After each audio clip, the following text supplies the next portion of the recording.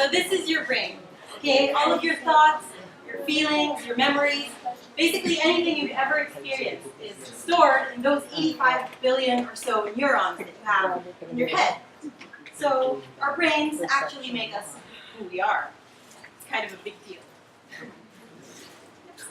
Okay, so most of us, we have this idea that once we reach adulthood, we're stuck with a fixed number of brain cells and a fixed amount of intelligence that can only decrease as we age, making us slower and more forgetful when we reach our 50s and our 60s and our 70s. But this is only partly true. As we age, we do tend to lose some brain cells, which makes us more prone to memory loss, depression, Alzheimer's disease, and a lot of other nasty things that comes with aging. But this is only part of the story. You see, in 1998, I think, there was a research study published in the journal Nature Medicine, which it was a breakthrough study. It showed that neurogenesis, or the growth of new brain cells, is actually possible in adult humans, and that this growth of new brain cells is triggered in a very surprising way. And so I'm going to talk about that very briefly. This is where exercise comes in. You see, most of us, we know that exercise is good for our hearts and our lungs and our waistlines, but most people don't know that exercise is also actually very good for another different organ. It's very good for our brains, and this is very new science. It's very recent. It's only been in the past 10 years. But very briefly, when we exercise, we trigger a flood of what is called brain-derived neurotrophic factor. Neurotrophic coming from the Greek word neuro, meaning nerve, and trophia, meaning food or nourishment. So actually, brain-derived neurotrophic factor, or BDNF, is exactly like fertilizer for our brains. It makes us grow new neurons, and it makes the connections between the neurons that we already have stronger, so that we become sharper, clearer thinkers, and we remember the things that we learn. And it prevents the decline of neurons as we age. So it's really cool. And researchers aren't sure why this happens.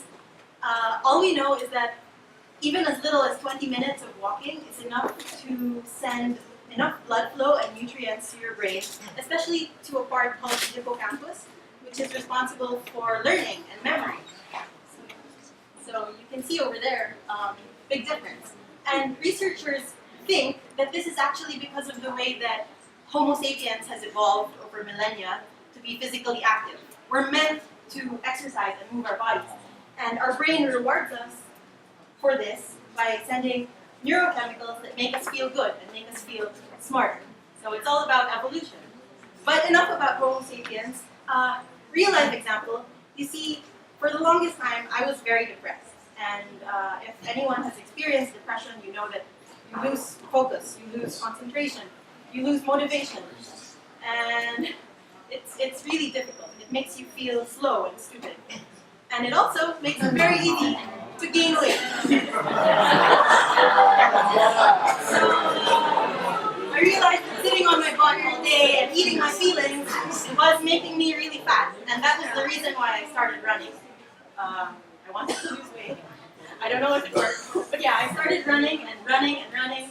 And eventually I was running 10Ks and then half marathons and training for a marathon, but I never got to run one yet. And I would notice that after each run, I would feel my mood transform completely.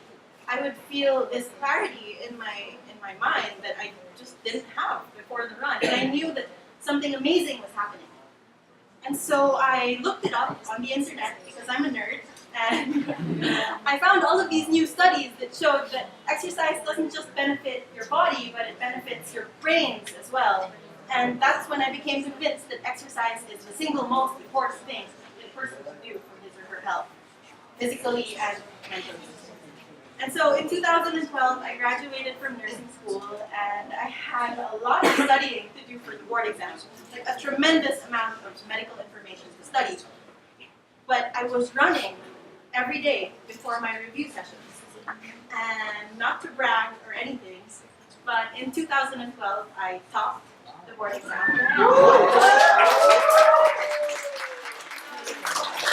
I have very average IQs. I mean, I'm not a genius. have average IQ, but I completely credit my running for giving me the focus and the endurance that I needed to sit through those really long study sessions. I mean, it was like crazy studying. So, does this mean that we can all run our way or exercise our way to becoming geniuses? Probably not. Although exercise does make you grow new brain cells, you still have to give those brain cells something to remember.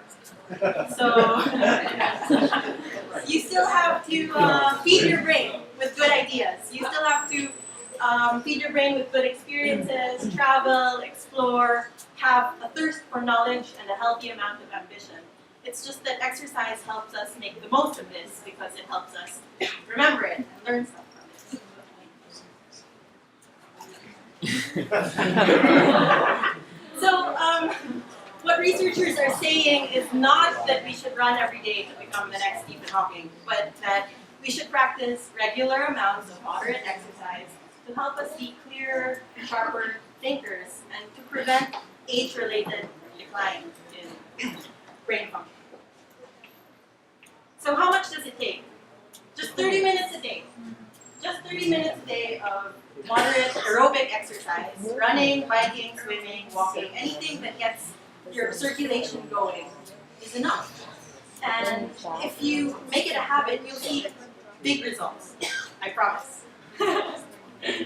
So, lastly, next time you're stuck on your thesis paper or you're experiencing writer's block or something, maybe you should go for a run or a swim or a bike, like Einstein, because he says he thought of the theory of relativity while he was riding his bike. I don't know, maybe it works.